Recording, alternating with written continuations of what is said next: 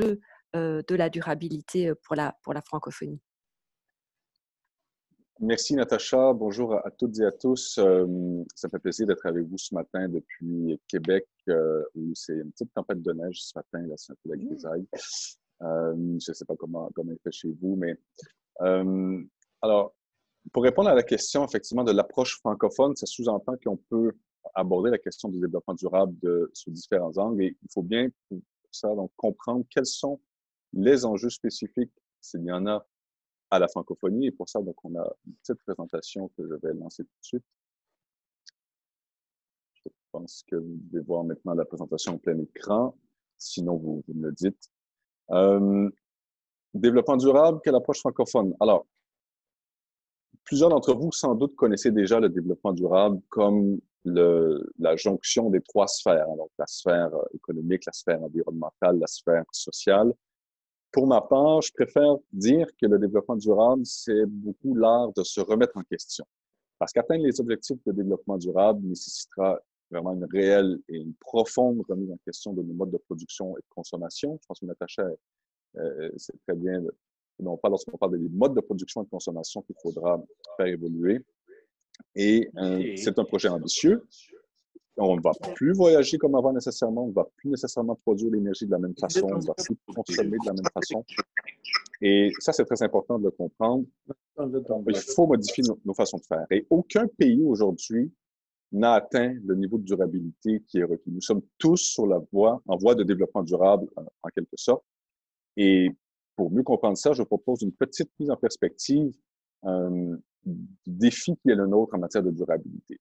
Alors, quand je dis qu'il faut repenser nos modes de production et de consommation, on peut le dire en d'autres termes. Moi, je vais prendre les termes du secrétaire général des Nations Unies d'avril dernier, où il demande aux États de reconstruire en mieux nos sociétés, donc en créant des sociétés plus durables, résilientes et inclusives. Évidemment, ça fait suite à la pandémie de COVID-19 de ce début d'année, mais c'est bien là tout le défi. Reconstruire en mieux, repartir sur de nouvelles bases. On doit modifier la trajectoire actuelle de développement. On a différents enjeux majeurs qu'il faut tenir compte, donc la pauvreté, les inégalités, bien sûr, qui étaient déjà présentes, mais avec la COVID-19 en plus, ça a été exacerbé entre les pays et intra-pays également. C'est quelque chose qu'on a remarqué un peu partout. Les changements climatiques, on n'est pas forcément sur la bonne trajectoire, on le verra tout à l'heure. L'empreinte écologique de nos modes de production et de consommation, les crises et les incertitudes, comme celles que nous vivons actuellement, la révolution technologique qu'il faudra faire correctement et la croissance démographique sont en fait 6 grands enjeux qui sont toujours bien présents auxquels il faudra faire face. Pour vous mettre un peu en perspective toujours, je vous présente ici une petite infographie qu'on appelle communément le donut ou le beigne, qui nous vient d'une économiste, Madame Kate Raworth, qui, elle, voit le développement durable non pas comme essentiellement les 3 sphères, mais elle parle plutôt d'un plancher social, okay, on le voit au centre du cercle, et un plafond écologique. Donc, en quelque sorte, on a des fondamentaux sociaux qu'il faut atteindre. Hein? Donc, l'accès à l'eau, l'assainissement, l'énergie, la nourriture, le logement, l'égalité des genres, l'égalité sociale, etc., etc. Donc, c'est un plancher social qu'il faut atteindre sans nécessairement, en fait, sans dépasser le plafond écologique. Donc, tout ce qui est changement climatique, dépression de la couche d'ozone, la pollution de l'air, la perte de biodiversité, donc tout ce plafond écologique, on doit rester et c'est le cercle en vert, on doit rester dans un niveau de développement qui nous permet à la fois d'atteindre nos fondamentaux sociaux, nos besoins de base, en restant dans un cadre environnemental qui ne dépasse pas certaines choses. Et on le voit actuellement, donc toutes les parties en rouge sont en fait démontrent que, par exemple, en matière de changement climatique, on a déjà dépassé le plafond. On n'est pas dans la bonne trajectoire en matière de changement climatique. Sur la biodiversité, les pertes de biodiversité sont beaucoup trop grandes pour ce que la Terre peut supporter actuellement. Donc, nous ne sommes pas encore dans la bonne trajectoire. Nous avons dépassé ce plafond écologique dans ces domaines-là. Et au niveau social, que ce soit l'accès à la nourriture, l'eau, l'assainissement, l'énergie, vous voyez encore beaucoup de rouge. Donc, on n'a même pas nécessairement comblé tous les besoins de base de l'ensemble de la population mondiale. Et pourtant, on est déjà en train de sortir du cadre écologique qu'on doit respecter. Une autre façon de voir les choses, vous avez peut-être déjà entendu parler du jour du dépassement. Donc, c'est le jour sur l'année à partir duquel on a déjà épuisé toutes les ressources qui sont mises à disposition de façon renouvelable là, sur la Terre. Et donc, on est en train, à partir, par exemple, en 2019, c'était le 29 juillet. Donc, à partir du 29 juillet, on avait donc déjà consommé toutes les ressources produites annuellement. On est donc en train de consommer des ressources non renouvelables et on est en train de manger en quelque sorte le capital Terre qui est le nôtre. J'ai mis le jour du dépassement 2019. En 2020, il faut dire que c'était un petit peu plus tard. Exceptionnellement, c'était le 22 août, mais ça s'explique par la COVID-19 que nous connaissons tous. C'est une anomalie. Mais grosso modo, déjà en 7 mois, nous avons déjà consommé toutes les ressources que nous avons sur une année. Et le premier dépassement que nous avons eu comme ça, c'était en 1970. Donc, en fait, depuis 50 ans, là, on a déjà réduit de 6 mois ce jour du dépassement. Une petite animation ici que je trouve extrêmement intéressante qui nous permet de voir le défi que nous avons en matière de changement climatique. Vous avez ici les moyennes de température mensuelles, donc depuis 1850 jusqu'en 2020, avec le premier cercle rouge qui est notre défi de ne pas dépasser 1,5 degrés Celsius ou 2 degrés Celsius là, selon l'accord de Paris sur le climat. Et vous voyez un petit peu dans quelle trajectoire nous sommes. On est pratiquement déjà aujourd'hui rendu à notre objectif de ne pas dépasser de 1,5 degrés Celsius. Et le problème, c'est que les gaz à effet de serre que nous émettons aujourd'hui, que nous avons émis par le passé, demeurent dans l'atmosphère. Le CO2 que nous émettons aujourd'hui demeure dans l'atmosphère sur une période de 100 ans. Donc, même si on arrêtait aujourd'hui d'émettre nos gaz à effet de serre, ils sont toujours là et on continue de se réchauffer. Alors que la réalité, c'est que il faudrait, pour atteindre les accords de Paris sur le climat, réduire nos émissions de gaz à effet de serre d'ici 2030, donc dans 10 ans. Il faudrait réduire nos émissions de 45 et atteindre en 2050 une neutralité carbone. Autrement dit, ne pas émettre dans l'atmosphère plus de gaz à effet de serre que ce que la Terre est capable d'en absorber.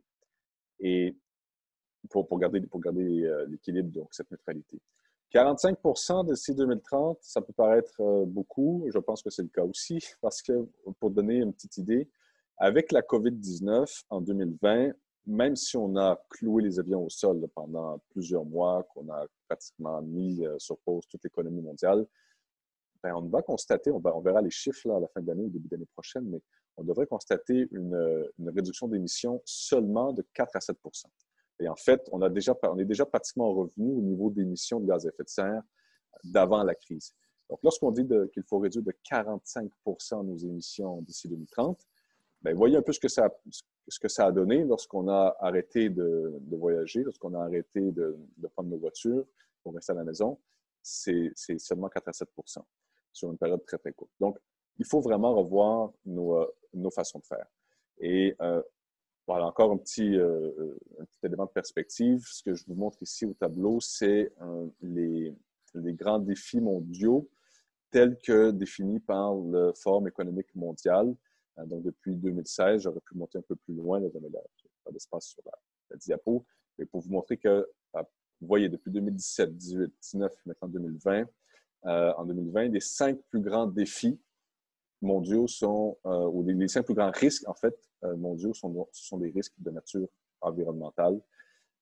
Et ça, c'est pas juste un écologiste qui le dit, c'est le Forum économique mondial qui le détermine lui-même. Donc, la météo extrême, l'action climatique, les désastres naturels, la perte de biodiversité.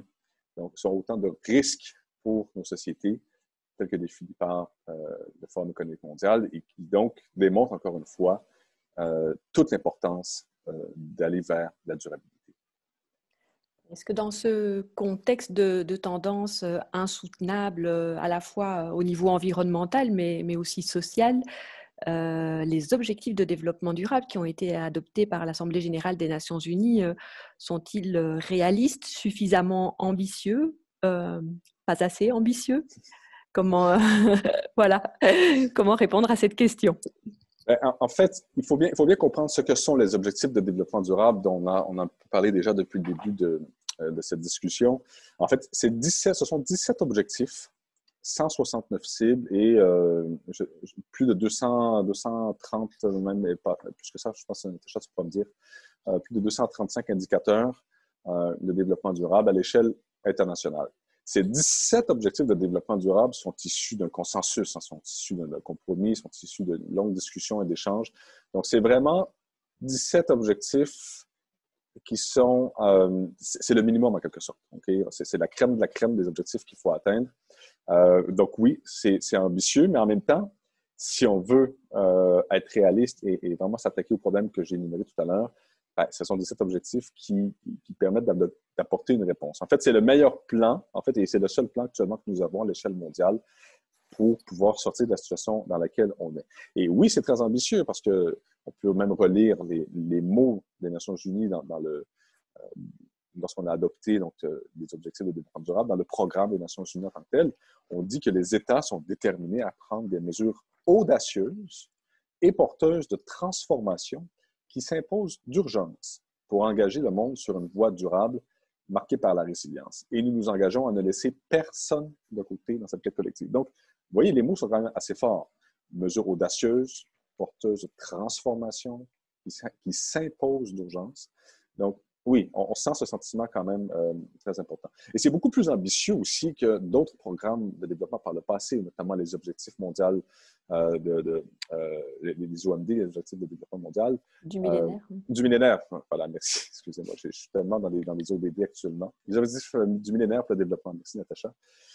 Où par exemple, il y avait une seule cible qui concernait l'accès à l'eau et à l'assainissement. Aujourd'hui, on a un ODD complet, l'ODD 6, qui porte sur la même thématique, qui comporte en lui seul 8 cibles, en fait. Donc, ça veut dire qu'on ne peut pas seulement juste donner de l'eau aux populations. Il faut s'assurer que les nappes phréatiques, ou les sources en eau, en tout cas, sont puisées de façon durable, qu'elles ne sont pas polluées, que l'assainissement est accessible à tous, que l'eau non plus soit un coût abordable. Donc, il y a plusieurs facteurs qu'il faut maintenant considérer pour s'assurer que l'accès à l'eau soit durable, ce que nous n'avions pas avant. Donc oui, c'est quand même plus ambitieux. Et pour vous le démontrer, donc en fait, il y a à peu près 6 grandes caractéristiques. Il y en a peut-être plus que ça, mais il y en a au moins 6 grandes qu'on peut déterminer. Premièrement, les ODD sont universels. C'est un programme qui s'adresse à tous les pays. Contrairement aux objectifs du millénaire pour le développement, qui étaient plutôt centrés sur les pays en développement, les ODD s'adressent à tous les pays. Je le disais tout à l'heure, nous sommes tous en voie de développement durable. Ils sont intégrés, ça veut dire qu'ils sont indissociables. On ne peut pas décider de dire, bon, ben moi, je vais travailler sur 3-4 ODD, je vais laisser les autres de côté. Non. Tous les pays doivent travailler à l'ensemble des 17 ODD. Ils sont interreliés, ils sont interconnectés. Et si on en oublie un, ben, on risque en fait d'avoir des effets rebonds, c'est-à-dire on va travailler sur l'accès à l'énergie, mais en partie, si on ne surveille pas le changement climatique, ben voilà, on ne sera pas dans la bonne direction. Ils sont, comme je le disais, transformateurs. Donc, ce n'est pas juste dire on va niveler vers le haut un peu, on va donner les besoins de base. Non, on va transformer nos façons de faire. Ça, c'est très important. Il y a un caractère qui est national. Autrement dit, même si ce sont 17 objectifs mondiaux, chaque pays peut se permettre et même doit faire l'exercice de prioriser ses cibles, de remettre dans son contexte national les objectifs pour voir comment est-ce que comment il est obtenu, en fait, ou comment les objectifs peuvent être atteints en fonction de son contexte national et même régional, voire local. Il y a un focus sur les personnes, donc les droits humains, les besoins de base des personnes sont au centre des ODD. Et en fait, c'est un partenariat qui est global. Donc, ce n'est pas quelque chose qu'on fait chacun chez soi. On doit travailler ensemble d'un pays à l'autre. On le voit avec l'accord de climat, par exemple. Il suffit qu'un pays ne soit pas dans l'accord de Paris pour mettre vraiment à mal l'ensemble des objectifs de l'accord de Paris. Les ODD aussi, ce n'est pas seulement des objectifs. C'est carrément un cadre de référence qui commence par une vision et des principes. C'est très important parce que ça veut dire que tous nos projets, nos programmes, nos stratégies, nos politiques à l'échelle nationale, régionale, locale devraient concourir à la même vision commune que nous avons du développement durable. C'est extrêmement important. On ne peut pas, par exemple, mettre en place des systèmes de transport en commun tout en continuant l'étalement urbain tout azimut, par exemple. Ça n'aurait pas de sens. Il faut que chacune de nos politiques concourt à cette vision. Ensuite, nous avons le cadre de résultats, qui est essentiellement les ODD. Nous avons également des moyens de mise en œuvre qui sont extrêmement importants, que ce soit au niveau des capacités humaines, capacités financières, capacités techniques, différentes facilités qu'il faut mettre en place pour atteindre les objectifs. Et nous avons tout un cadre de suivi et de revue, notamment au niveau du forum politique de haut niveau qui a lieu à New York toutes les années, tous les 2 ans, tous les ans, je pense, et où les pays sont amenés à faire un bilan, en fait, de leur contribution aux objectifs de développement durable. Donc, il y a un cadre de suivi aussi qui est derrière ça.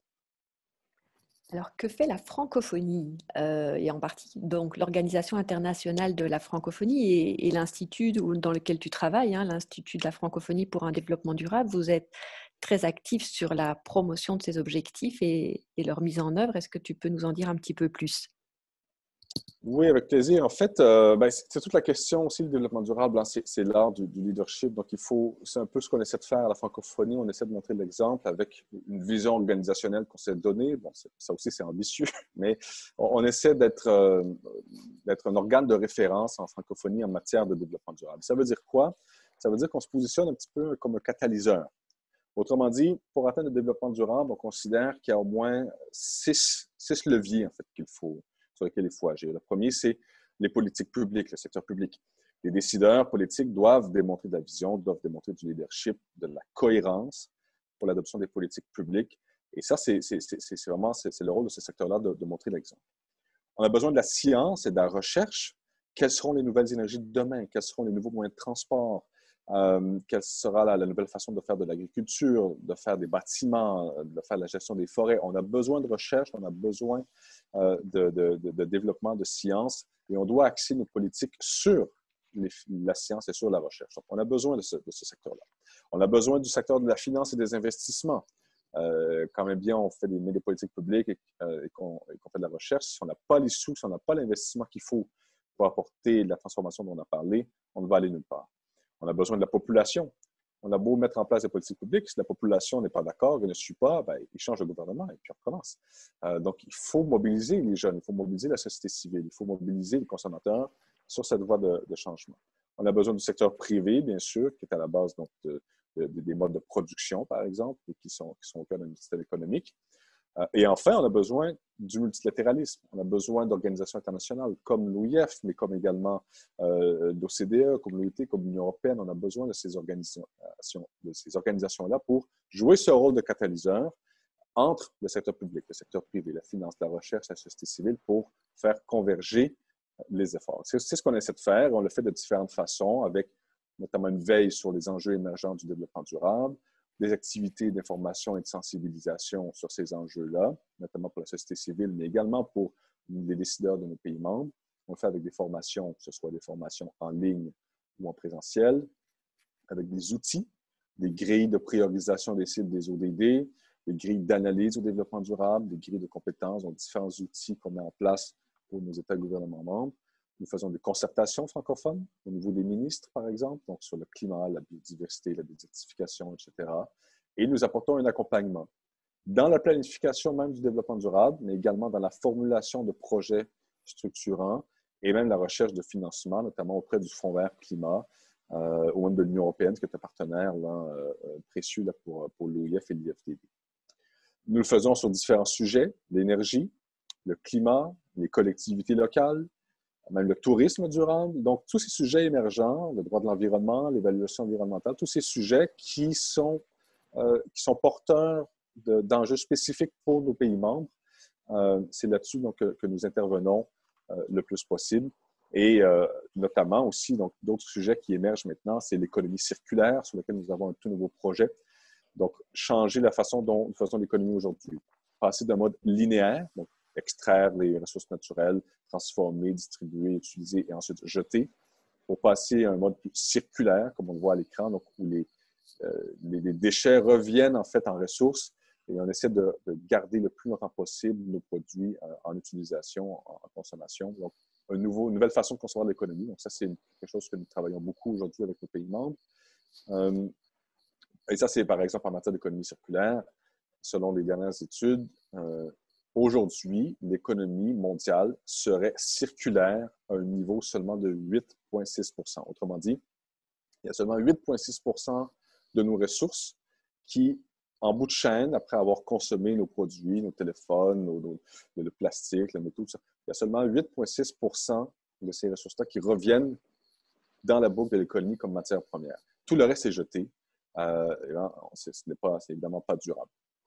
Le bâtiment en bois, par exemple, l'utilisation du matériau bois dans le bâtiment est une démonstration de ce que peut faire l'économie circulaire, donc l'utilisation de ressources renouvelables et conception de bâtiments avec des matériaux qui peuvent être démontés, réutilisés, revalorisés différemment, plutôt que d'utiliser des matériaux qui sont parfois non renouvelables ou qui vont se retrouver à l'enfouissement, par exemple, parce qu'on aura du mal à les renouveler. Donc ça, c'est un sujet qui est émergent dans plusieurs des pays francophones. Et d'ailleurs, la francophonie a toute une expertise sur la construction en matériaux bois. Donc, on essaie de promouvoir ce type d'innovation. On le fait en consultation aussi avec la société civile et bien sûr avec les jeunes. Ce sont les résultats d'une grande consultation qui vient de se terminer au niveau d'espace francophone.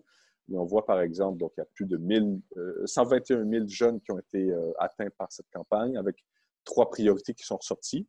L'environnement, évidemment, on en a parlé beaucoup. Avoir un emploi, évidemment, ça va de soi. Et bénéficier d'une éducation de qualité. Donc, on est vraiment sur les concepts du développement durable. Avoir un emploi, mais de quelle façon donc créer cette économie dans un environnement sain et pour ce faire, donc, avoir une éducation de qualité qui mène à ces notions de développement durable, c'est ce qu'on essaie de faire. Et on le fait donc sur l'ensemble en fait, du territoire qui est couvert par la francophonie, donc l'ensemble de nos États et gouvernements membres observateurs sur les 5 continents. Et à ce titre, je parle de leadership. Je suis quand même heureux de vous annoncer aujourd'hui, peut-être un petit peu c'est peut-être un scoop, là, mais je ne vais pas en dire trop, mais l'OIF est en train de travailler vraiment de façon très, très assidue à l'élaboration de sa première politique et plan d'action de développement durable qui couvre l'ensemble de ses actions, et notamment les gaz à effet de serre, bien sûr. Donc, on travaille là-dessus. Ça devrait sortir l'année prochaine. On en est content. Ça va toucher toutes les unités de l'OIF, quelles qu'elles soient à travers le monde. Et enfin, donc, pour résumer en quelque sorte l'approche de la francophonie en matière de développement durable, je parlais en tout début de discussion qu'on conçoit souvent le développement durable comme la jonction de l'environnement, l'économie et le social. Mais en fait, vous avez compris à travers la présentation que nous ajoutons en fait un 4e pilier qui est la culture. Parce que nous ne pouvons pas produire de l'énergie de la même façon partout dans le monde. Nous ne pouvons pas avoir les mêmes bâtiments partout dans le monde. Nous ne pouvons pas avoir les mêmes méthodes de transport partout dans le monde. On ne peut pas produire de la nourriture partout de la même façon. On peut le faire toujours en ayant les objectifs de développement durable comme vision à atteindre, mais il faudra tenir compte des spécificités, des enjeux, des particularités de chacun de nos pays. Ça, c'est vraiment le pilier qu'on appelle la culture. Et c'est ce qu'on veut faire aussi en tant que francophonie, mettre la culture vraiment comme 4e pilier du développement durable pour accompagner chacun de nos pays dans ses spécificités pour l'atteinte des objectifs de développement durable. C'est ça notre rôle. C'est ça donc qui est l'approche au niveau de la francophonie. Sur ce, j'espère avoir répondu déjà à certaines de vos questions et peut-être stimuler des réflexions de votre côté. Et puis, donc, je resterai à l'écoute après, à la fin pour les questions, bien sûr. Mais ce que j'aimerais maintenant faire, c'est passer donc à l'autre sujet. Et je vais donc arrêter la présentation. Une petite seconde, voilà. Donc, après avoir vu cette approche francophone et avoir fait un petit retour sur les grands enjeux de développement durable qui sont les nôtres, ce qui serait intéressant maintenant, c'est de se projeter au niveau peut-être de l'Union européenne et voir quelle est la perspective, quelle est l'approche de l'Union européenne en matière de développement durable. Et sur ça, j'aimerais donc passer la parole à ma collègue Natacha Zounen et te demander, Natacha, en introduction, comment justement l'Union européenne s'est-elle emparée, s'est-elle appropriée ces enjeux de développement durable qui ont été discutés et comment est-ce que vous, au niveau de l'Union européenne, vous arrivez à travailler pour atteindre les objectifs de développement durable?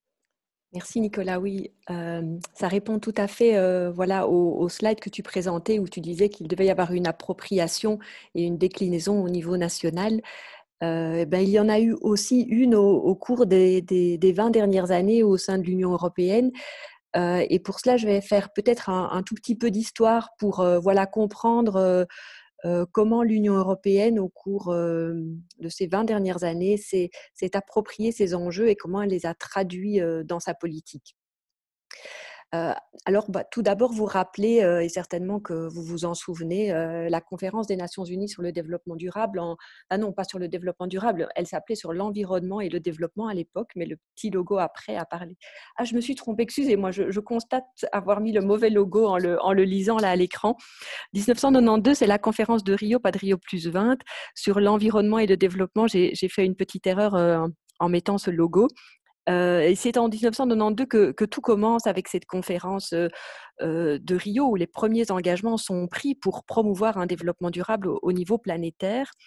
Et au sein de l'Union européenne, si elle a été vraiment voilà, très très forte dans la promotion de ces engagements et dans la réalisation de ces engagements au sein des Nations Unies, elle a traduit en fait ces engagements 5 ans plus tard dans le traité d'Amsterdam, euh, avec 2 articles qui font particulièrement référence aux objectifs de développement durable. Hein. L'article 2 qui euh, prévoit de promouvoir un développement harmonieux, équilibré et durable des activités économiques, et l'article 6 qui plus explicitement parle de protéger l'environnement afin de promouvoir un développement durable. Et donc on voit bien là qu'on va intégrer les enjeux environnementaux dans la politique socio-économique de l'Union européenne. Donc voilà, l'inscription au sein de ce traité est évidemment un élément clé de la reconnaissance de la promotion de ces objectifs au niveau de l'Union européenne et de la nécessité de s'en emparer. Alors, je vais voilà, plutôt vous donner une lecture institutionnelle de la manière dont l'Union européenne a pris en compte les objectifs de développement durable et le développement durable au sens large, sans rentrer dans chacune des thématiques. Pourquoi? Parce que dès 1992, à Rio, l'engagement a été pris par les gouvernements du monde entier d'adopter une stratégie nationale de développement durable qui concrétise notamment les décisions prises à la conférence et en particulier donc le document important adopté à l'époque, Action 21 et la déclaration de Rio pour ceux qui s'en souviennent. Cet engagement d'adopter une stratégie, il a été répété en 2002 à Johannesburg, c'était la conférence de Rio 10 ans plus tard. Et c'était vraiment l'idée qu'il fallait adopter, on ne peut pas considérer les enjeux économiques, sociaux et environnementaux, voire la culture aussi, comme en a parlé Nicolas, de manière séparée, il faut les aborder de façon intégrée. Et pour cela, les États doivent se doter d'une stratégie intégrée et globale. Alors la première stratégie européenne ou la première stratégie de développement durable que l'Union européenne va adopter, c'est en 2001 au Conseil européen de Göteborg. Elle portera sur les thèmes de politique interne à l'Union européenne, comme le climat, la biodiversité, la pauvreté. Donc il y aura des thèmes à la fois environnementaux et sociaux. Mais elle va surtout amener une nouvelle approche dans ce qu'on appelle le policy making, la manière de prendre ou de mener une politique en introduisant le concept d'évaluation d'impact ex ante, et donc le fait que chaque politique, grande politique de l'Union européenne, va devoir faire l'objet d'une évaluation de ses impacts économiques, mais aussi sociaux et environnementaux.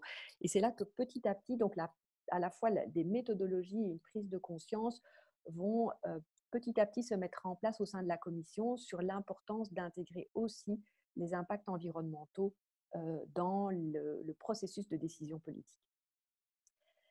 Très vite, donc l'année suivante, cette stratégie de développement durable va être complétée par une dimension externe et donc qui va prendre en compte le rôle de l'Union européenne par rapport aux autres pays du monde, à la fois dans l'aide publique qu'elle peut apporter, mais aussi dans les impacts qu'elle a au travers des modes de consommation et de production de l'Union européenne sur les autres pays du monde. Et ça, c'est vraiment de nouveau tout à fait en lien avec ce qu'a dit Nicolas. C'est une stratégie globale et donc la politique que met en place tout pays doit se penser au regard de ses impacts sur les autres pays du monde. Juin 2006, le Conseil européen qui là se réunit à Bruxelles adopte une nouvelle stratégie. Et on est 5 ans plus tard, il y a une nouvelle commission qui s'est mise en place, si mes souvenirs sont bons, qui va reconnaître 7 grands défis: les changements climatiques et l'énergie propre, les transports durables, le changement des modes de consommation et de production vers des modes plus durables, la conservation et la gestion des ressources naturelles, la santé publique dont on parle beaucoup aujourd'hui, l'inclusion sociale, la démographie, la migration et cette dimension externe avec la pauvreté dans le monde et les défis internationaux en matière de développement durable, plus 2 politiques intersectorielles, l'éducation et la recherche. Donc là, on aura vraiment une stratégie globale qui est pensée à l'échelle de l'Union européenne et qui sera évidemment voilà, aussi présentée au sein des Nations unies. Mais ce qui est important quand même de comprendre, c'est qu'au cours de cette période de 2000 à 2010, au sein de l'Union européenne, cette stratégie de développement durable est quand même restée en marge de la politique principale qui s'appelait la stratégie de Lisbonne à l'époque, de 2000 à 2010, qui avait comme accent principal les questions économiques et les questions de compétitivité. Et Donc, justement, Natacha, c'est ça, parce que là, on comprend que vous avez développé la stratégie de développement durable, mais j'imagine qu'au sein de l'Union européenne, il y a d'autres stratégies qui existaient, et puis on a beaucoup parlé de cohérence. Moi, je suis curieux de savoir comment, en fait, cette stratégie de développement durable s'est articulée avec la politique économique de l'Union européenne, par exemple, au cours de cette période, et quel était le poids politique de cette stratégie. tout à fait. Les deux flèches montrent le poids, à mes yeux, qui a été donné à la fois à la stratégie de Lisbonne et à la stratégie européenne de développement durable. La stratégie de Lisbonne, avec les enjeux économiques et de compétitivité, était quand même la stratégie de référence, et la stratégie européenne de développement durable était connexe. Donc, c'était deux outils stratégiques complémentaires, mais qui, malgré tout, ont continué ont tracé sur des lignes parallèles sans suffisamment d'interaction entre ces deux, entre aussi les porteurs de ces politiques. Et c'est souvent dans l'interaction aussi des institutions et l'interaction humaine que les questions d'intégration se font. Alors, la Commission européenne a procédé à une évaluation. À l'époque, en 2009, ici je mets juste quelques constats, ce qu'on appelle le mainstreaming, qui a peu de traduction en français, croissant du développement durable dans les politiques européennes. Une reconnaissance évidemment du rôle pionnier de l'Union européenne dans la lutte contre les changements climatiques. Mais hélas, il y a de nombreuses tendances insoutenables qui persistent. Et il y a des tendances insoutenables qui persistent, mais quand même, est-ce qu'on a vu des changements en faveur d'une meilleure intégration des défis économiques, sociaux et environnementaux suite à cela? Oui, je pense qu'à l'époque, l'Union européenne se rend compte, je crois, de l'importance à la fois des enjeux de pauvreté et des enjeux de changement climatique qui montent à l'agenda. Et l'Union européenne adopte une stratégie, la stratégie Europe 2020, qui met l'accent sur la croissance intelligente, durable, inclusive, comme moteur pour améliorer la compétitivité et la production européenne. Et elle se définit des objectifs quantitatifs dans 5 domaines: l'emploi, la recherche et développement, les changements climatiques et l'énergie, l'éducation et la pauvreté et les questions d'exclusion, inclusion sociale. Donc là, il y a vraiment un changement, je dirais, de paradigme en termes de poids qui est accordé par l'Union européenne à certains enjeux environnementaux et aussi à la reconnaissance, et ça se trouve aussi dans les engagements des Nations unies, de l'importance de lutter contre la pauvreté comme une condition indispensable de la réalisation d'un développement durable. Et on trouve, donc voilà, là, évidemment, on a une stratégie Europe 2020 qui va prendre, je dirais, tout l'espace entre 2010 et 2020. On n'aura pas de stratégie européenne de développement durable, mais une communication de la Commission et un consensus européen pour les enjeux plutôt nord-sud pour le développement. Mais c'est la stratégie Europe 2020 qui se veut déjà beaucoup plus intégrée, qui est la stratégie prioritaire de l'Union européenne. Donc, je comprends qu'on est passé d'une stratégie de développement durable qui était en parallèle d'autres stratégies et on a maintenant une stratégie phare qui intègre donc les enjeux environnementaux, sociaux et économiques, la stratégie qui va jusqu'en 2020. Mais nous sommes aujourd'hui en 2020, pratiquement terminé même 2020. Et donc, qu'en est-il maintenant, en fait? On va où? Quelles sont les perspectives? La Commission parle beaucoup du pacte vert européen, par exemple, Exact. qui laisse sous-entendre, en tout cas, je pense, qu'elle accorde plus de poids aux objectifs environnementaux. Je ne sais pas si c'est vrai, on va voir. Est-ce qu'elle fait le lien, justement, avec les objectifs de développement durable? Alors, plusieurs éléments de réponse. Je pense qu'il restait pendant la stratégie Europe 2020 beaucoup d'acteurs qui essayaient de promouvoir un développement durable qui n'étaient pas du tout satisfaits par la stratégie Europe 2020 qui, par exemple, ne traitait pas du tout des questions de biodiversité ou des questions de santé. Et puis, est arrivé cet accord très ambitieux adopté par l'Assemblée générale des Nations unies, les 17 objectifs de développement durable qui sont vraiment la nouvelle feuille de route de tous les États à l'horizon 2030. L'Union européenne a beaucoup contribué à l'adoption de ces objectifs sur la scène internationale et évidemment, il fallait qu'elle se dote qu'elle se les approprie dans sa politique. Alors, il y a eu d'abord en 2017, donc 2 ans après l'adoption de cet agenda, des conclusions du Conseil européen qui rappellent que l'Union européenne et ses États membres se sont engagés à mettre en œuvre l'agenda 2030 de manière complète, intégrée, globale et effective, qui appellent au développement d'une stratégie de mise en œuvre de ces objectifs et qui insiste sur l'importance de prendre en compte les impacts globaux des actions et politiques domestiques. Et puis, en 2019, la Commission européenne qui publie sur cette base un premier papier de réflexion vers une Europe vers une Europe durable à l'horizon 2030.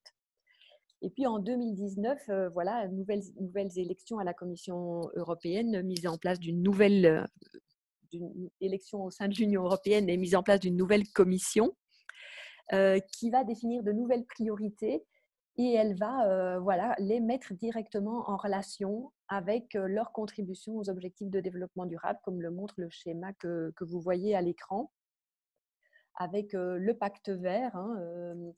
Ça c'est le premier point sur lequel je reviendrai.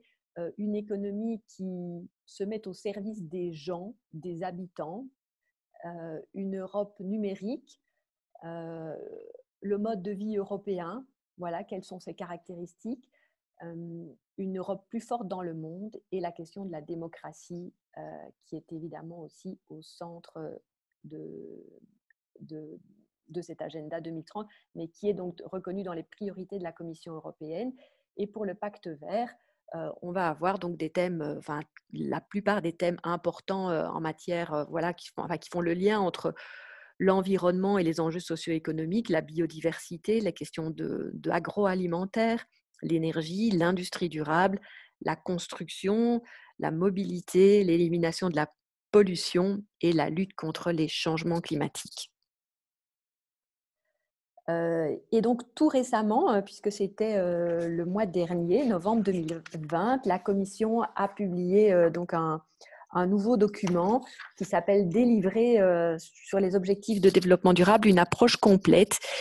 Et elle propose ce schéma pour comprendre comment les objectifs de développement durable vont véritablement être l'approche transversale et qui va englober toutes les autres politiques de l'Union européenne, mais qui va devoir aussi percoler dans toutes ces politiques. Je vois que tout n'apparaît pas à l'écran. Si, peut-être que... peut-être ce qui est important à dire ici pour ne pas prendre trop de temps, que c'est par exemple pour le semestre européen que vous voyez à droite sur l'écran, le semestre européen, pour le moment, c'était les indicateurs d'Europe 2020 qui étaient utilisés. Et là, on va utiliser les indicateurs des objectifs de développement durable pour suivre les progrès de chaque pays dans l'atteinte de ces objectifs. Donc, il y aura un gros effort en matière de monitoring et de rapportage, un gros effort qui est fait sur l'engagement de la société civile et des parties prenantes, la participation étant aussi au cœur de l'engagement des engagements en matière de développement durable. Voilà, donc ça serait le projet pour 2019-2024, une Et, véritable intégration. et Natacha, tu as parlé rapidement des indicateurs, mais est-ce que tu pourrais aller un peu plus loin sur les indicateurs que vous comptez utiliser justement dans vos progrès pour les ODD? Parce que je comprends que là, vous êtes vraiment très, très alignés sur les ODD. J'ai parlé tout à l'heure de plus de 200, presque 250 indicateurs mondiaux avec le besoin de ramener en fait aux enjeux de chaque région, de chaque pays. Donc, quels sont les indicateurs que vous allez suivre, que vous comptez suivre pour l'atteinte des ODD dans l'Union européenne? Alors sur les indicateurs, il y a un très gros travail qui est fait au sein de l'Union européenne et que j'invite voilà, tous nos auditeurs aujourd'hui à aller consulter. C'est le travail donc d'Eurostat, l'Office statistique de l'Union européenne, qui travaille depuis avant la fin des années 90 sur les indicateurs de développement durable, avant même l'élaboration d'une stratégie au sein de l'Union européenne, et qui ici, sur la base des indicateurs proposés par les Nations Unies, a défini un set de 100 indicateurs pour mesurer les progrès de l'Union européenne vers les objectifs de développement durable. Il publie régulièrement des mises à jour et des bilans des progrès de l'Union européenne. Et vous voyez ce schéma qui donne une vue d'ensemble pour chaque objectif de développement durable, de la situation du positionnement de chaque objectif dans les progrès vers ces objectifs au sein de l'Union européenne. Donc on voit là où on est le moins bon, c'est toutes les questions de genre et les changements climatiques, où on a ce qu'ils appellent des mouvements qui vont dans la mauvaise direction. Donc ça, c'est assez inquiétant. Ce sont vraiment des tendances insoutenables. La plupart des objectifs se situent voilà, au milieu, et donc on est sur la bonne voie, mais c'est certainement insuffisant. Et puis voilà l'objectif 16 en matière plutôt d'institutions, de paix, de justice et d'institutions fortes. Là, les progrès sont suffisants. Donc, il y a des progrès significatifs qui ont été faits au cours des 5 dernières années. Alors, vous allez trouver sur le site d'Eurostat des indicateurs. Donc, pour chaque objectif, il y a en général non pas une dizaine, mais 7-8 indicateurs qui ont été retenus pour essayer de qualifier les progrès de l'Union européenne et qui sont chaque fois déclinables dans chaque pays. Donc, par exemple, ici, pour fin zéro, je suis désolée, les documents existent en anglais, donc je les ai pas, j'ai pas les versions francophones. Mais vous avez, par exemple, pour l'Union européenne, la question de la malnutrition qui est traduite dans l'Union européenne par un indicateur d'obésité. Évidemment, l'indicateur proposé par les Nations unies, c'était plutôt la malnutrition qui est proposé. Mais voilà, comme Nicolas l'a dit, il y a évidemment une appropriation et une déclinaison à faire en fonction des réalités des régions dans le monde et des pays. Donc pour la fin zéro, vous avez des indicateurs en termes de malnutrition, de pratiques agricoles durables et d'impacts environnementaux, avec chaque fois la donnée et puis l'évolution qui vous est proposée. Voilà, j'en ai mis ici dans les slides 2, celui aussi sur les changements climatiques, avec les questions de l'adaptation au changement climatique, la question des impacts, du soutien, la question de l'égalité entre les sexes, qui est évidemment une question très importante. Et puis, vous pouvez aussi avoir une vision globale par pays. Ici, j'ai pris voilà, celui de la Belgique, où vous voyez les progrès. En fait, donc, chaque objectif pour les pays est classé sur un double axe. L'axe horizontal qui mesure si on avance dans la bonne direction, et puis vertical si le pays est plutôt situé au-delà, au-dessus ou en dessous de la moyenne de l'Union européenne. Voilà, ce qui permet de situer chaque objectif de développement durable selon un double axe. Voilà, j'ai mis ici à la fois celui de la Belgique et celui de la Roumanie, puisque nous étions accueillis par nos hôtes de Roumanie. Donc,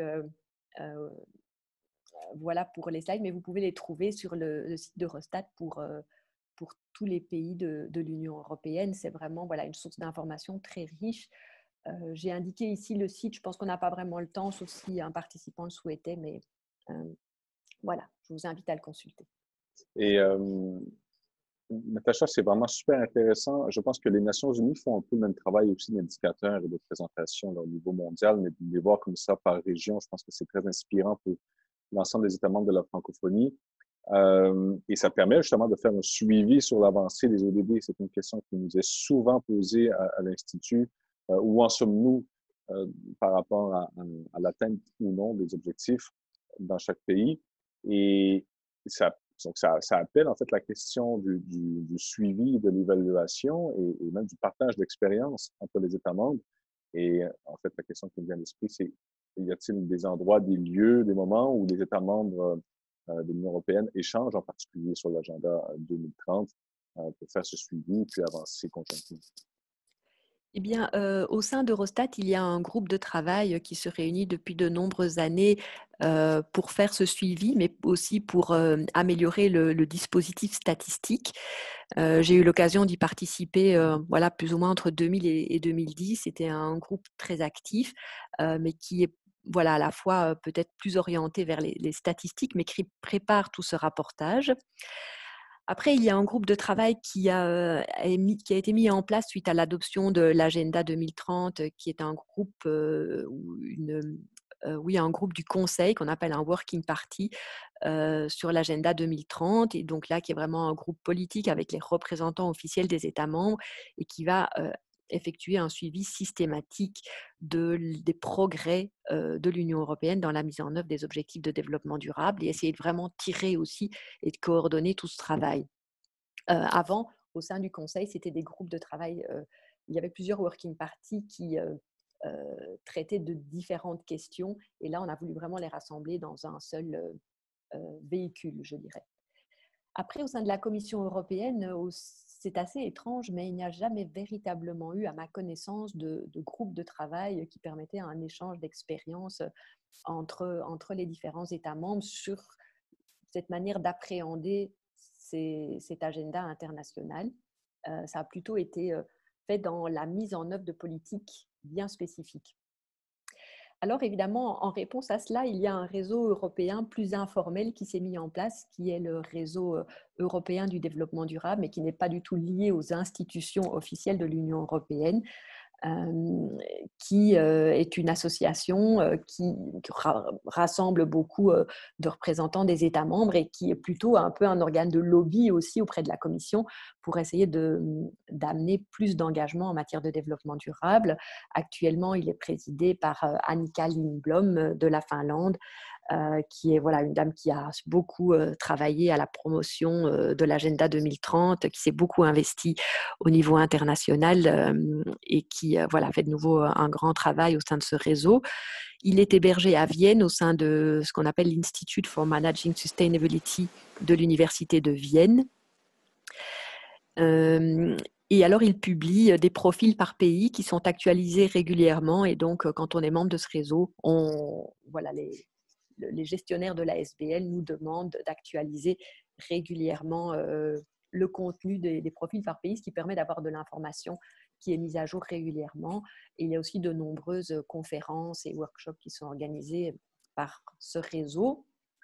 Donc des profils, voilà, vous avez des policy briefs qui sont publiés par ce réseau qui est assez dynamique et qui fait véritablement un travail de qualité.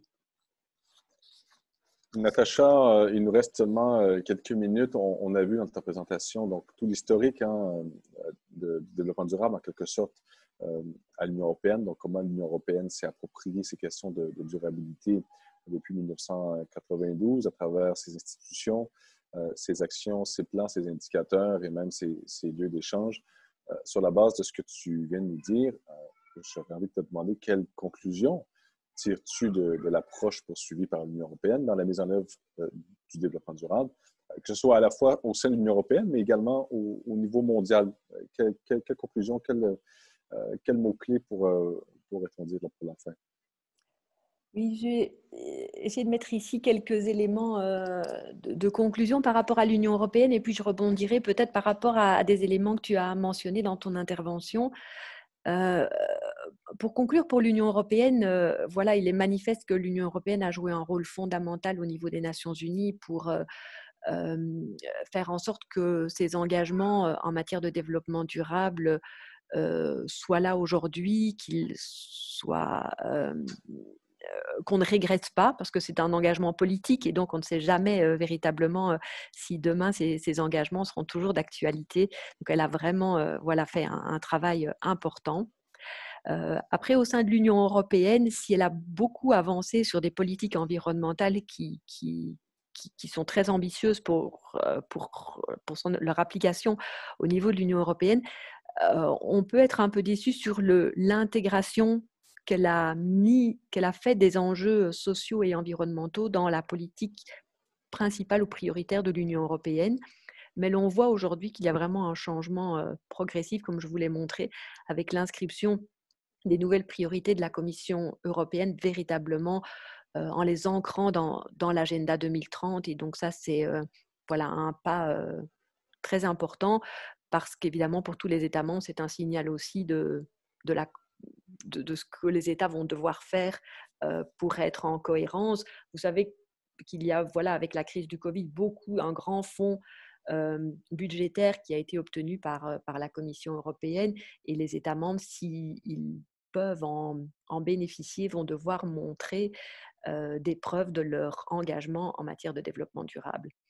Après, comme tu l'as dit, Nicolas, je pense que voilà, tous les pays, l'Union européenne, on est tous sur la voie d'un développement durable, on a tous à apprendre l'un de l'autre. C'est un programme très, très ambitieux, il n'y a pas de recette, et donc il faut être très modeste, à la fois très modeste et très ambitieux dans la mise en œuvre de ce programme. Mais c'est le meilleur qu'on ait aujourd'hui à l'échelle de notre planète et les enjeux sont planétaires. Voilà, merci. Merci Natacha, c'était très clair. Merci beaucoup. Merci à toi aussi pour ce duo. J'espère que ça a suscité des questions auprès de nos auditeurs.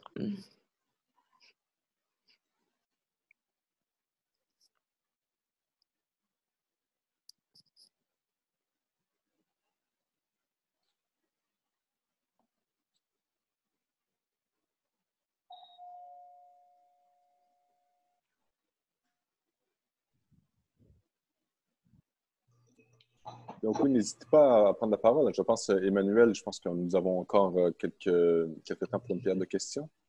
Nous avons du temps pour les questions, donc n'hésitez pas, si vous voulez brancher vos micros ou vos caméras pour poser une question à nos intervenants ou tout simplement poser vos questions dans le chat, dans le clavardage.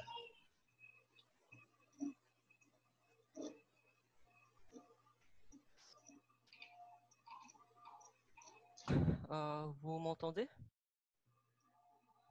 Allô? Oui, bonjour. Oui, bonjour. C'est Monsieur Nicolas de la République de Macédoine du Nord. Comme pays candidat pour entrer dans l'Union européenne, maintenant avec l'Albanie, est-ce que vous pouvez nous citer et nous donner des données sur quelles sont les priorités concernant un pays candidat qui veut adhérer dans l'Union européenne, dans la famille européenne, pour régler pour avoir des bénéfices, c'est-à-dire d'avoir plus de chances concernant le développement durable.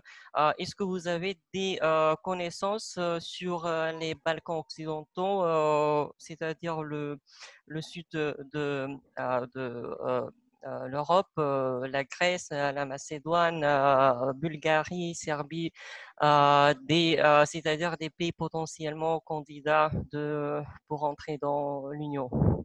Merci. Ouais, c'est une très bonne question. Merci beaucoup pour cette question. Voilà, j'imagine, sauf si Nicolas veut prendre la parole. Je te laisse répondre. Peut-être c'est peut-être plus adéquat de ta part. Je connais moins bien effectivement les processus typiquement de l'Union européenne. Tu me laisserais peut-être répondre, Natacha. Oui, mais voilà, malheureusement, je ne suis pas non plus dans, voilà, dans ces processus et j'aurais peur de mal vous aiguiller en n'étant pas du tout impliquée dans ces dynamiques. Mais c'est clair que voilà, tous les efforts que vous pouvez montrer dans l'atteinte de ces 17 objectifs de développement durable, qui sont un agenda commun de tous les pays de la planète, sont certainement des signaux très positifs pour l'adhésion à l'Union européenne. Merci bien.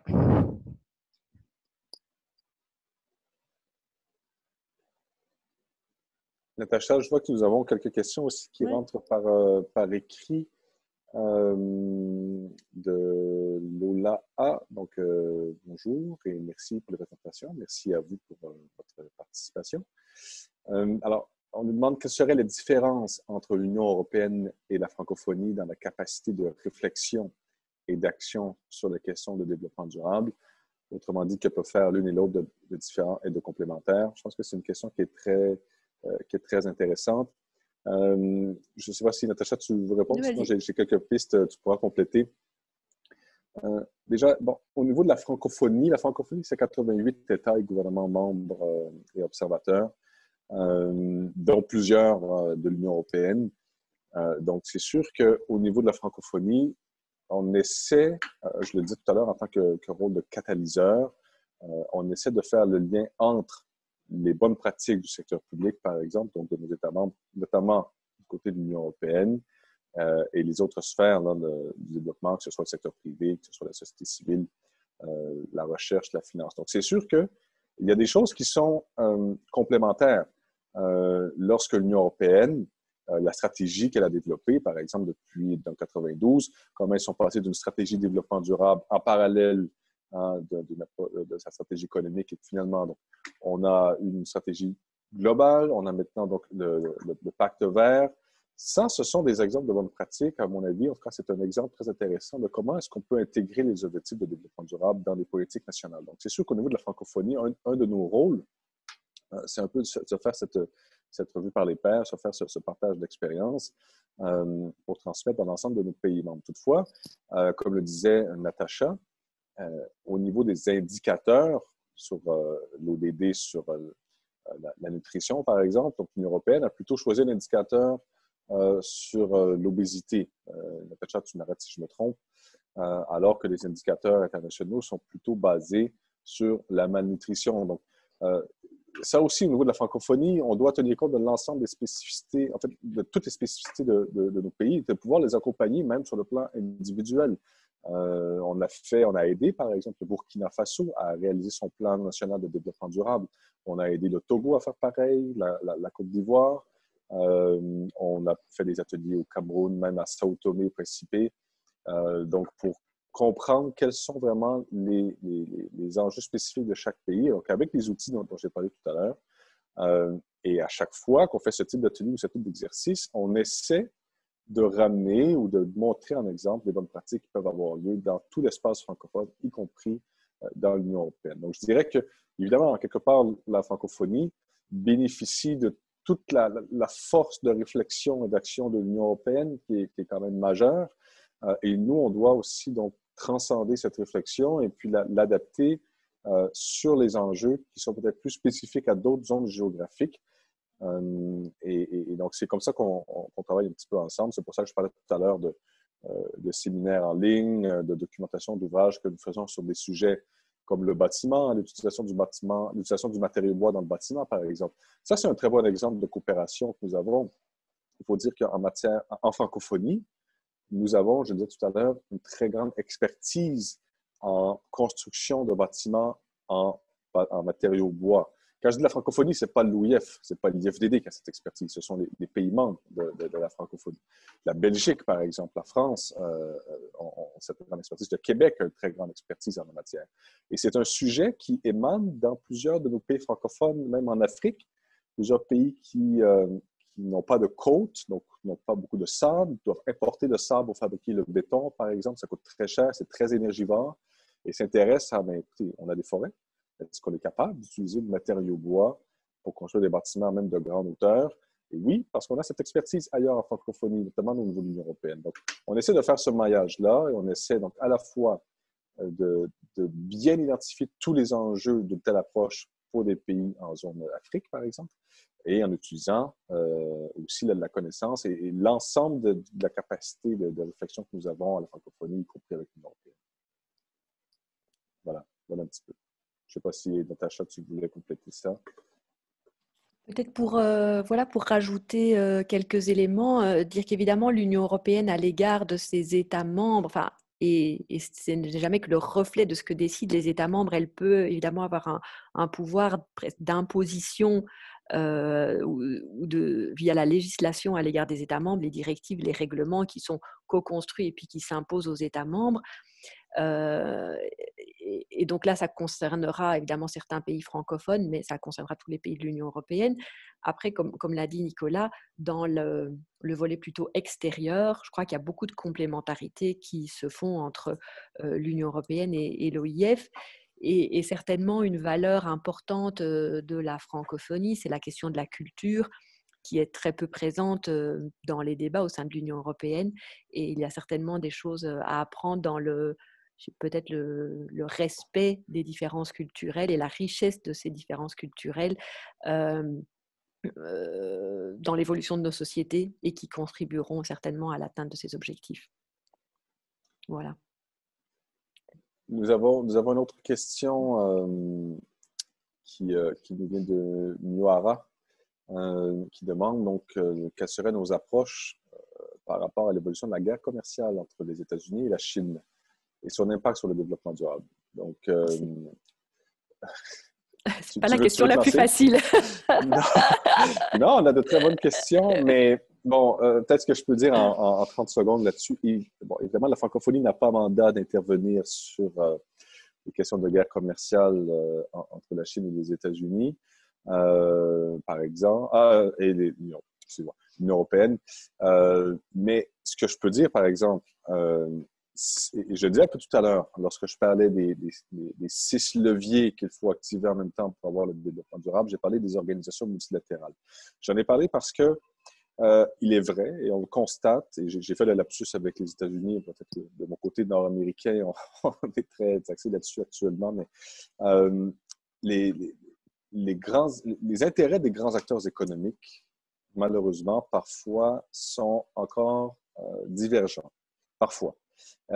Et ce qu'on constate, c'est que ça a tendance à nous éloigner, à éloigner le monde, en fait, de la durabilité. Et dans une perspective où nous sommes tous en voie de développement durable, ce qu'on constate, c'est que s'il y a moins de coopération, il y aura moins de développement durable. Et je suis convaincu qu'il faut, au contraire, plus de coopération pour le développement durable. Et je vais vous donner l'exemple des changements climatiques tout à l'heure. Je préfère prendre cet exemple que les guerres commerciales. On a beau lutter contre les changements climatiques, s'il y a un certain nombre de pays, un petit nombre de pays qui ne font pas leur effort, ce sont des grands émetteurs, ben, on n'y arrivera jamais. C'est pas possible. On a absolument besoin de cette coopération. Et en matière économique, nous avons à la francophonie donc adopté tout récemment, en novembre dernier, là, je pense qu'il y a même pas 2 semaines, la nouvelle stratégie économique de la francophonie qui comprend justement une plus grande place pour les échanges commerciaux, pour les missions commerciales. Donc, travailler ensemble à solidifier aussi les liens entre nos pays sur l'aspect commercial, l'aspect économique, tout comme nous le faisons également sur l'aspect de la recherche. On parle beaucoup de diplomatie universitaire ou diplomatie académique, ou diplomatie scientifique. Donc, on essaie de renforcer la coopération entre nos pays, donc à la fois sur le plan du climat, sur le plan de la recherche, sur le plan commercial. Et c'est comme ça que nous pouvons avoir un meilleur impact, in fine, là, sur le développement durable. Peut-être une dernière question dans le chat de Macaulay, je ne sais pas si vous la voyez. Oui, si les cibles de vos efforts et ceux d'autres organisations sont vraiment abordables, surtout avec la croissance des gens qui ne croient pas au phénomène du changement climatique. Évidemment, oui, il y a une partie de la population qui est climato-sceptique. Et voilà, face à cela, Voilà, il y a toujours eu des acteurs dans la société qui, même s'ils étaient marginaux, parce que ce n'est pas la grande partie de la population, réussissent à avoir un point important à se manifester. Mais je pense que voilà, aujourd'hui, quand même, la plupart des États ont ratifié les accords de Paris. Voilà, il y a un changement qui s'opère au niveau des États-Unis et il faut continuer à y mettre toutes les énergies dans le sens de la coopération, de la vulgarisation scientifique, de la pédagogie, de l'éducation pour lutter contre le phénomène du climato-sceptisme. Et donc, c'est voilà, beaucoup d'outils qui vont permettre d'y arriver pour lutter contre ces tendances qui empêcheraient des progrès dans la lutte contre les changements climatiques. Je pense qu'il y a beaucoup de climato-sceptiques pour une raison fort simple, c'est que en matière de climat, ça prend 30 secondes pour sortir une hérésie ou quelque chose qui est absolument faux, et ça prend plus de 2 heures pour expliquer pourquoi c'est faux. Donc, c'est très facile. C'est beaucoup plus facile de détruire que de construire, toujours, peu importe le domaine.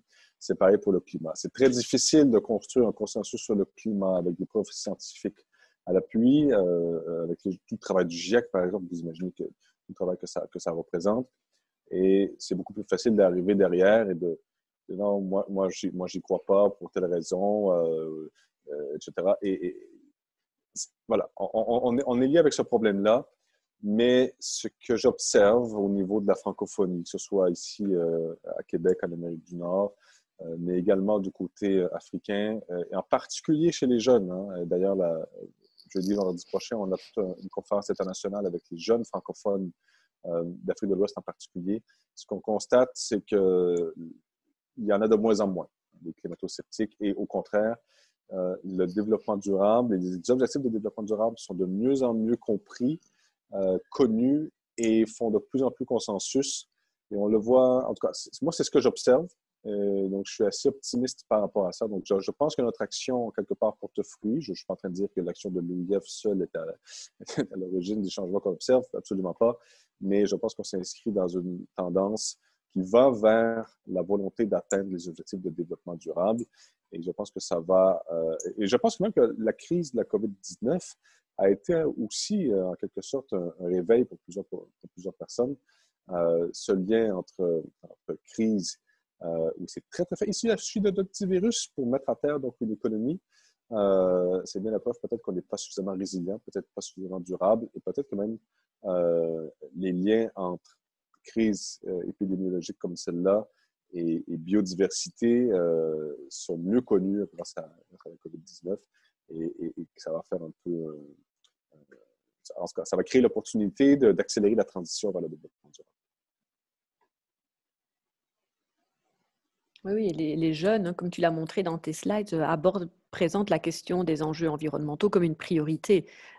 Donc, voilà, on voit aussi chez nous à quel point les jeunes, quand ils arrivent, quand ils sont à la recherche d'un emploi, s'intéressent aux politiques de développement durable menées par les entreprises, par les organisations publiques. Voilà, donc ça devient une question vraiment très importante pour les jeunes. Voilà, dire que voilà, je n'ai pas de sondage suffisamment en tête pour voir quel est le poids aujourd'hui des climato-sceptiques et est-ce qu'il a diminué ou pas. Voilà, c'est intéressant ce que tu dis, Nicolas, de ton observation, c'est que tu as l'impression que c'est en baisse et j'espère que c'est bien la tendance qui est à l'œuvre.